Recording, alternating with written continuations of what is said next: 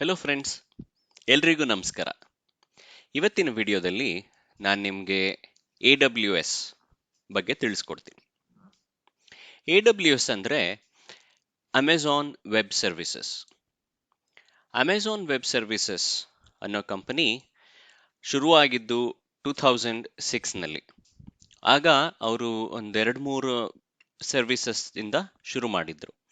EC2 ಅಂದರೆ compute service, S3 ಅಂದರೆ storage service, ಹೀಗೆ ಒಂದೆರಡು ಮೂರು ಸರ್ವಿಸಸ್ನೊಂದಿಗೆ ಶುರು ಮಾಡಿದ್ರು 2006ನಲ್ಲಿ.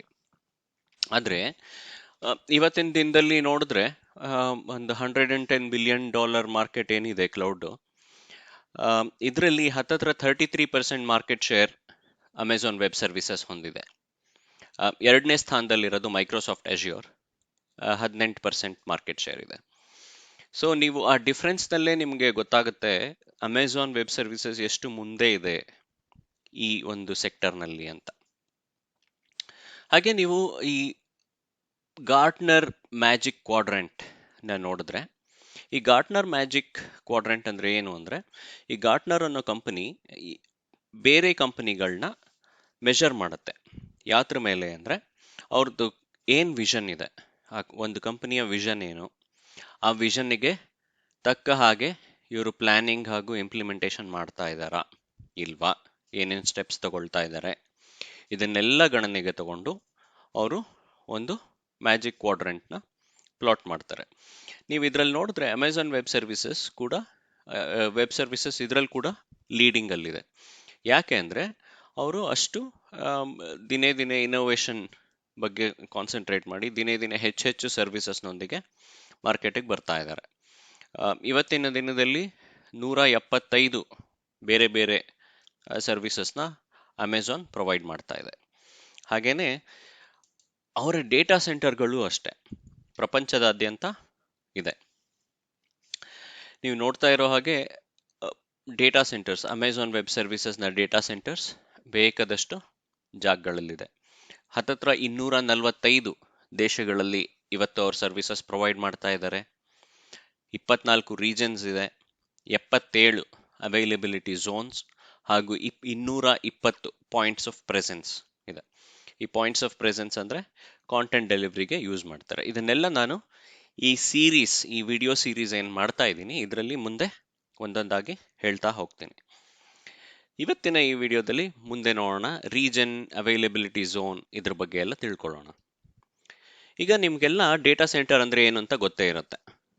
ಸರ್ವರ್ಸ್ ಇರುತ್ತೆ, switches, routers, network devices, rack, power, ಹೀಗೆ ಎಲ್ಲ ಇರುತ್ತೆ ಒಂದು ಡೇಟಾ ಸೆಂಟರ್ನಲ್ಲಿ. ಅದೊಂದು ಬಿಲ್ಡಿಂಗ್ ಅಲ್ವಾ, ಅದರಲ್ಲಿ ಇದೆಲ್ಲ ಇರುತ್ತೆ. ಈ ರೀತಿಯಾದಂಥ ಬೇರೆ ಬೇರೆ ಡೇಟಾ ಸೆಂಟರ್ಗಳನ್ನ ಅಮೆಜಾನ್ ಬಹಳಷ್ಟು ಬಿಲ್ಡ್ ಮಾಡಿದೆ. ಹಾಗೂ ಅವರು ಈ ಅಮೆಜಾನ್ ಡೇಟಾ ಸೆಂಟರ್ ಏನಿದೆ, ಈ ಡೇಟಾ ಸೆಂಟರ್ ಲೊಕೇಶನ್ನ ತುಂಬ ಕೇರ್ಫುಲ್ ಆಗಿ ಚೂಸ್ ಮಾಡಿದ್ದಾರೆ. ಯಾಕೆ ಅಂದರೆ ಈ ಡೇಟಾ ಸೆಂಟರ್ ಏನಾದರೂ ಡೌನ್ ಆದರೆ, ಯಾವುದೇ ನ್ಯಾಚುರಲ್ ಡಿಸಾಸ್ಟರ್ ಇಂದ, ಅರ್ಥಕ್ವೇಕ್ ಆಗಿರ್ಬೋದು, ಇನ್ನೊಂದಿರ್ಬೋದು, ಈ ಡೇಟಾ ಸೆಂಟರ್ ಏನಾದರೂ ಡೌನ್ ಆದರೆ ಈ ಹತ್ತಿರ ಇರೋ ಡೇಟಾ ಸೆಂಟರ್ ಏನಿದೆ, ಈ ಡೇಟಾ ಸೆಂಟರು ಅದರದ್ದು ಲೋಡ್ ತಗೋಬೇಕು. ಹಾಗೆ ಅವರು ಡಿಸೈನ್ ಮಾಡಿದ್ದಾರೆ.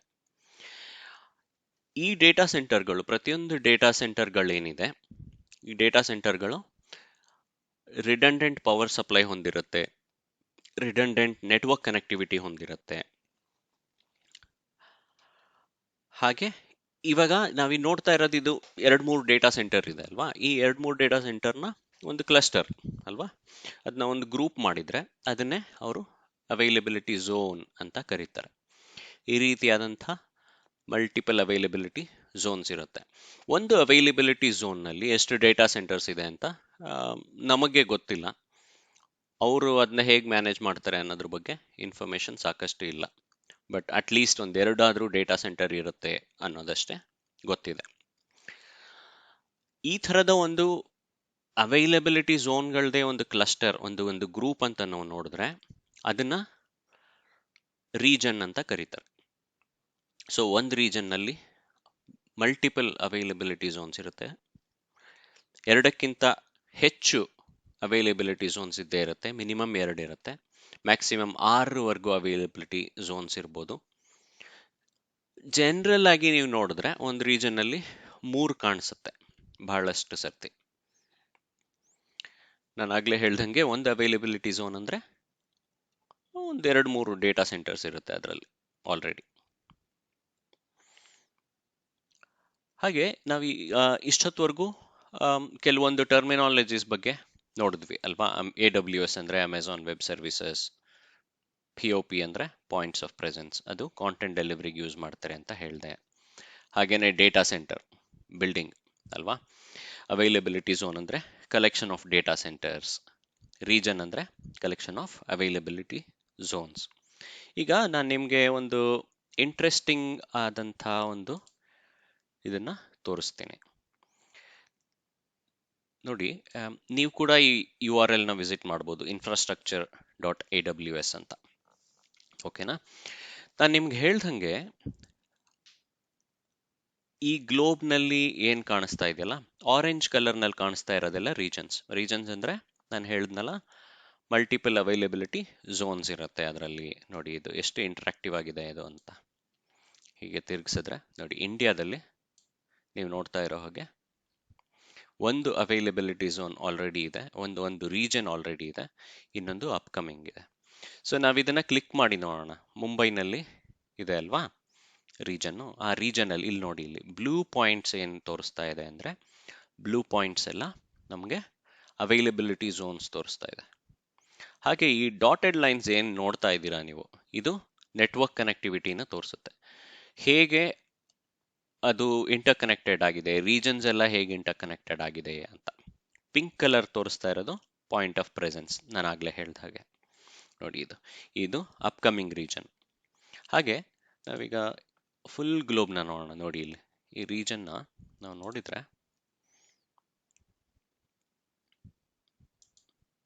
ನೋಡಿ, ಪ್ರಪಂಚದಾದ್ಯಂತ ನಾನು ಆಗ್ಲೇ ಹೇಳಿದ್ನಲ್ಲ, ನೋಡಿ ಇದೆಲ್ಲ ಆರೆಂಜ್ ಕಲರ್ನಲ್ಲಿ ತೋರಿಸ್ತಾ ಇರೋದೆಲ್ಲ ರೀಜನ್ಸ್, ಎಲ್ಲ ಕಡೆ ಇದೆ. ಹಾಗೆ ಈ ಲೈನ್ಸ್ ಏನ್ ತೋರಿಸ್ತಿದೆ ಇದೆಲ್ಲ ಕನೆಕ್ಟಿವಿಟಿ, ಒಂದು ರೀಜನ್ ಇನ್ನೊಂದು ರೀಜನ್ ಹೇಗೆ ಕನೆಕ್ಟ್ ಆಗಿದೆ ಅಂತ. ಬ್ಲೂನಲ್ಲಿ ಏನು ತೋರಿಸುತ್ತೆ ಅದೆಲ್ಲ ನಿಮಗೆ ಅವೈಲಬಿಲಿಟಿ ಝೋನ್ಸ್ನ ತೋರಿಸ್ತಾ ಇರುತ್ತೆ. ನೋಡಿ ಇದನ್ನ ನೀವು ಝೂಮ್ ಇನ್ ಕೂಡ ಮಾಡಿ ನೋಡಬಹುದು. ನೋಡಿ ಮುಂಬೈ ನಾನು ಆಗಲೇ ತೋರಿಸಿದೆ ನಿಮಗೆ. ಹಾಗೆ ನೀವು ನನ್ನ infrastructure.aws ಈ URLಗೆ ನೀವು ಹೋದ್ರೆ ನೀವು ಮಲ್ಟಿಪಲ್ ರೀಜನ್ಸ್ ಅವೈಲಬಿಲಿಟಿ ಝೋನ್ಸ್ ಯಾವ್ದಿದೆ ಅಂತ ತಿಳ್ಕೊಬಹುದು. ಇದನ್ನೆಲ್ಲ ನೀವು ನೋಡಬಹುದು. ಈಗ ನಾನು ನಿಮಗೆ ಮತ್ತೊಂದು ಇಂಪಾರ್ಟೆಂಟ್ ವಿಷಯನ ತೋರಿಸ್ತೇನೆ. ಏನಂದ್ರೆ ಈ ರೀಜನ್ಸ್ ಅವೈಲಬಿಲಿಟಿ ಝೋನ್ಸ್ ಇದನ್ನೆಲ್ಲ ನೋಡ್ತಿದೀವಲ್ಲ, ಇದು ಯಾಕೆ ನಮಗೆ ಇಂಪಾರ್ಟೆಂಟ್ ಅಂತ ತೋರಿಸ್ತೇನೆ ನಾನು ನಿಮಗೆ. ಸೊ ಈಗ ನೋಡಿ, ನಾನು ನನ್ನ AWS ಅಕೌಂಟ್ನಲ್ಲಿ ಲಾಗಿನ್ ಆಗಿದ್ದೀನಿ. ಇಲ್ಲಿ ರೈಟ್ ಹ್ಯಾಂಡ್ ಟಾಪ್ ಕಾರ್ನರ್ನಲ್ಲಿ ನೀವು ನೋಡಿದ್ರೆ ಇಲ್ಲಿ ನಿಮಗೆ ರೀಜನ್ಸ್ ಎಲ್ಲ ತೋರಿಸ್ತಾ ಇದೆ. ಈಗ ಇದು ಯಾಕೆ ಇಂಪಾರ್ಟೆಂಟ್ ಆಗುತ್ತೆ ಅಂದ್ರೆ, ನನ್ನ ಕಸ್ಟಮರ್ಸ್ ಎಲ್ಲಿದ್ದಾರೆ ಅಂತ ನಾನು ನೋಡಿಕೊಂಡು ಅಲ್ಲಿರುವಂಥ ಒಂದು ರೀಜನ್ನ ನಾನು ಚೂಸ್ ಮಾಡಿದರೆ ಆ ರೀಜನ್ನಲ್ಲಿ ನನ್ನ ಅಪ್ಲಿಕೇಶನ್ ಡಿಪ್ಲಾಯ್ ಆಗಿರುತ್ತೆ. ಸೊ ಹಾಗಾಗಿ ಆ ರೀಜನಲ್ಲಿ ಇರತಕ್ಕಂಥ ಯೂಸರ್ಸ್ಗೆ ಅದು ಕಾಂಟೆಂಟು ಈಸಿಯಾಗಿ ಸರ್ವ್ ಆಗುತ್ತೆ ಅಲ್ವಾ. ಹಾಗೆಯೇ ಅವ್ರಿಗೆಲ್ಲ ಒಳ್ಳೆ ಯೂಸರ್ ಎಕ್ಸ್ಪೀರಿಯನ್ಸ್ ಇರುತ್ತೆ. ಕ್ಲಿಕ್ ಮಾಡಿದ ತಕ್ಷಣ ಓಪನ್ ಆಗಬೇಕು ಅನ್ನೋದು ಇವತ್ತಿಂದು ನಮ್ಮೆಲ್ಲರದ್ದು ಎಕ್ಸ್ಪೆಕ್ಟೆನ್ಸಿ ಅಲ್ವಾ. ಸೊ ಹಾಗಾಗಿ ರೀಜನ್ ಚೂಸ್ ಮಾಡೋದು ತುಂಬ ಸ್ಪೆಸಿಫಿಕ್ ಆಗಿ ಅದೊಂದು ಒಳ್ಳೆಯದು.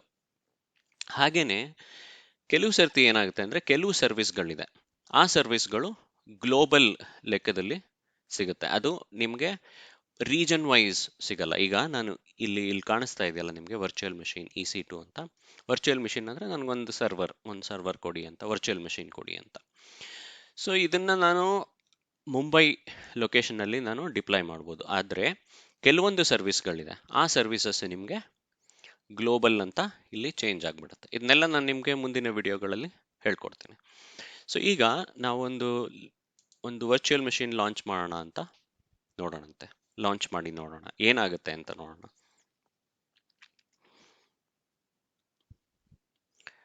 ನೋಡಿ, ಅದು ನನಗೆ 1-2-3 ಆಪ್ಷನ್ಸ್ ತೋರಿಸುತ್ತೆ. ಯಾವ ರೀತಿಯಾದಂಥ ಒಂದು ಮೆಷಿನ್ ಬೇಕು ನಿಮಗೆ, ಯಾವ ಟೈಪಿಂದ, ಎಷ್ಟು CPU ಇರಬೇಕು, ರ್ಯಾಮ್ ಇರಬೇಕು ಅಂತೆಲ್ಲ ನನಗೆ ಒಂದಷ್ಟು ಆಪ್ಷನ್ಸ್ ಕೊಡುತ್ತೆ. ಆ ಆಪ್ಷನ್ಸ್ ಬೇಸ್ ಮೇಲೆ ಅದು ನನಗೆ ಒಂದು ವರ್ಚುವಲ್ ಮೆಷಿನ್ನ ಕ್ರಿಯೇಟ್ ಮಾಡಿ ಕೊಡುತ್ತೆ. ಓಕೆ, ಇಲ್ಲಿ ನೋಡಿ, ಇಲ್ಲಿ ಫ್ರೀ ಟಿಯರ್ ಅಂತ ಇದೆಯಲ್ಲ, ಇದ್ರ ಬಗ್ಗೆ ನಾನು ಈ ವಿಡಿಯೋದ ಕಡೆಯಲ್ಲಿ ಹೇಳ್ತೀನಿ. ಸೊ ಫ್ರೀ ಟಿಯರ್ದು ತಗೊಂಡ್ರೆ ನನಗೆ ಬಿಲ್ ಆಗಲ್ಲ ಇದು ಮೆಷೀನು. ಇವಾಗ ನಾನು ಪ್ರಾಕ್ಟೀಸ್ ಮಾಡೋದಕ್ಕೋಸ್ಕರ ನಾನು ಲಾಗಿನ್ ಆಗಿದ್ರೆ, ನೀವು ಈ ಥರ ಫ್ರೀ ಟಿಯರ್ ಅಂತ ಇರೋ ಮಷೀನ್ನ ತಗೊಂಡ್ರೆ ನಿಮಗೆ ನೀವು ಯಾವುದೇ ಚಾರ್ಜಸ್ ಪೇ ಮಾಡೋ ಹೋಗಿರಲ್ಲ. ಸೊ ನಾನು ಆಗ್ಲೇ ಹೇಳ್ದಂಗೆ ನಾನೀಗ ಮುಂಬೈ ರೀಜನ್ ತಗೊಂಡಿದ್ದೀನಿ ಅಲ್ವಾ. ಸೊ ಇಲ್ಲಿ ನೋಡಿ, ಅವೈಲಬಿಲಿಟಿ ಝೋನ್ ಮುಂಬೈ ರೀಜನ್ನಲ್ಲಿ 3 ಅವೈಲಬಿಲಿಟಿ ಝೋನ್ ಇದೆ. ನಾನಾಗಲೇ ನಾವೊಂದು infrastructure.aws ನಲ್ಲಿ ಬ್ಲೂ ಪಾಯಿಂಟ್ಸ್ ನೋಡಿದ್ವಿ ಮುಂಬೈ ರೀಜನ್ನಲ್ಲಿ ಅಲ್ವಾ. ಆ 3 ಪಾಯಿಂಟ್ ಇದೆ. ಒಂದು AP South 1A 1C 1B. So ಇದು 3 ಅವೈಲಬಿಲಿಟಿ ಝೋನ್ಸ್. ಸೊ ಹೀಗಾಗಿ ನಾವು ಬೇರೆ ಬೇರೆ ಡೇಟಾ ಸೆಂಟರ್ಸ್, ಬೇರೆ ಬೇರೆ ಅವೈಲಬಿಲಿಟಿ ಝೋನ್ಸ್, ಇವಾಗ ಒಂದು ಮೆಷಿನ್ ನನಗೆ ನನ್ನ ಅಪ್ಲಿಕೇಶನ್ ಇದೆ, ಆ ಅಪ್ಲಿಕೇಶನ್ನ ನಾನು ಒಂದು ಮಷೀನ್ ತಗೊಂಡು ಆ ಮೆಷಿನ್ನ ಈ ಅವೈಲಬಿಲಿಟಿ ಝೋನ್ನಲ್ಲಿರೋ ಮೆಷಿನ್ ಮೇಲೆ ನಾನು ನನ್ನ ಅಪ್ಲಿಕೇಶನ್ನ ಡಿಪ್ಲಾಯ್ ಮಾಡ್ತೀನಿ. ಹಾಗೇನೆ ಅದೇ ಅಪ್ಲಿಕೇಶನ್ನ ಈ ಅವೈಲಬಿಲಿಟಿ ಝೋನ್ನಲ್ಲೂ ಡಿಪ್ಲಾಯ್ ಮಾಡ್ತೀನಿ ಅನ್ಕೊಳ್ಳೋಣ. ಆಗೇನಾಗುತ್ತೆ, ನಿಮಗೆ ಹೈ ಅವೈಲಬಿಲಿಟಿ ಅಂದರೆ ಸಪೋಸ್ ಈ 1A ಅವೈಲಬಿಲಿಟಿ ಝೋನ್ ಏನಿದೆ ಅದು ಡೌನ್ ಆದರೆ ನಿಮಗೆ 1B ಇಂದ ಕಾಂಟೆಂಟ್ ಸರ್ವ್ ಆಗ್ತಾ ಇರುತ್ತೆ. ನಿಮ್ಮ ಅಪ್ಲಿಕೇಶನ್ ನಿಮ್ಮ ಯೂಸರ್ಸ್ಗೆ ಅವೈಲಬಲ್ ಆಗೇ ಇರುತ್ತೆ. ಈಗ ನಾನಾಗಲೇ ಹೇಳ್ದಂಗೆ ನಿಮಗೆ ಈಗ ಸ್ವಲ್ಪ ಇನ್ಫಾರ್ಮೇಶನ್ ಪ್ರೊವೈಡ್ ಮಾಡ್ತೀನಿ. ನೀವು ಏನು ಮಾಡ್ಬೋದು, ನೀವು ಹೇಗೆ ಸೈನ್ ಅಪ್ ಆದರೆ ಏನೇನು ಸಿಗುತ್ತೆ ಅಂತ ನೋಡಿ. ಫಸ್ಟು aws.amazon.comಗೆ ಹೋಗಿ ನಿಮ್ಮ ಅಕೌಂಟ್ನ ಕ್ರಿಯೇಟ್ ಮಾಡ್ಕೋಬೋದು. ನಾನು ಕ್ರಿಯೇಟ್ ಮಾಡಿ ತುಂಬ ದಿನ ಆಯಿತು. ಐ ಥಿಂಕ್ ಅವರು ಒಂದು ನಿಮ್ಮ ಕಾರ್ಡ್ ಇನ್ಫಾರ್ಮೇಷನ್ ಕೇಳ್ಬೋದು, ಬಟ್ ನಿಮ್ಗೇನು ಚಾರ್ಜಿಂಗ್ ಆಗಲ್ಲ. ನೀವು ಫ್ರೀ ಟಿಯರಿಂದ ಆಚೆ ಹೋಗದೇ ಇದ್ರೆ ನಿಮ್ಗೇನು ಚಾರ್ಜಿಂಗ್ ಆಗಲ್ಲ. ಇದು ಮಾತ್ರ ಅಲ್ಲ, ಅವರ ಬಿಲ್ಲಿಂಗ್ ಆಪ್ಷನ್ಸ್ಗೆ ಹೋಗಿ ನೀವು ಒಂದು ಥ್ರೆಶ್ ಹೋಲ್ಡ್, ಎಷ್ಟು ದುಡ್ಡನ್ನು ನೀವು ಸ್ಪೆಂಡ್ ಮಾಡ್ಬೋದು ಈ ತಿಂಗಳು ಪ್ರಾಕ್ಟೀಸ್ ಮಾಡೋಕ್ಕೆ, ಅದನ್ನು ಒಂದು ಸೆಟ್ ಮಾಡ್ಬೋದು. ನಿಮ್ಗೆ ಅಲರ್ಟ್ಸ್ ಬರುತ್ತೆ. ಈ ರೀತಿ ಬೇರೆ ಬೇರೆ ಆಪ್ಷನ್ಸ್ ಇದೆ. ಸೊ ನಿಮಗೆ ಅಕೌಂಟ್ ಕ್ರಿಯೇಟ್ ಮಾಡ್ಕೊಂಡು ನಾನು ಪ್ರಾಕ್ಟೀಸ್ ಮಾಡಬೇಕು ಅಂತಿದ್ರೆ aws.amazon.comಗೆ ಹೋಗಿ. ಹಾಗೆ ಈ ಫ್ರೀ ಟಿಯರ್ನಲ್ಲಿ ನಿಮಗೆ ಹತ್ತತ್ರ 85 ಡಿಫ್ರೆಂಟ್ ಸರ್ವಿಸಸ್ನ ನೀವು ಟ್ರೈ ಮಾಡ್ಬೋದಾಗಿರುತ್ತೆ. ಓಕೆ, ಹಾಗಿದ್ರೆ ಗೆಳೆಯರೇ, ಇಷ್ಟೊತ್ತವರೆಗೂ ನನ್ನ ಮಾತನ್ನ ಕೇಳಿದ್ದಕ್ಕೆ ಧನ್ಯವಾದಗಳು. ನಿಮಗೆ ನನ್ನ ವಿಡಿಯೋ ಇಷ್ಟ ಆಗಿದ್ರೆ ಲೈಕ್ ಮಾಡಿ, ಶೇರ್ ಮಾಡಿ, ಸಬ್ಸ್ಕ್ರೈಬ್ ಮಾಡಿ. ಮತ್ತೊಂದು ವಿಡಿಯೋದೊಂದಿಗೆ ನಾನು ನಿಮ್ಮನ್ನೆಲ್ಲ ಮತ್ತೆ ಭೇಟಿಯಾಗ್ತೀನಿ. ಧನ್ಯವಾದಗಳು.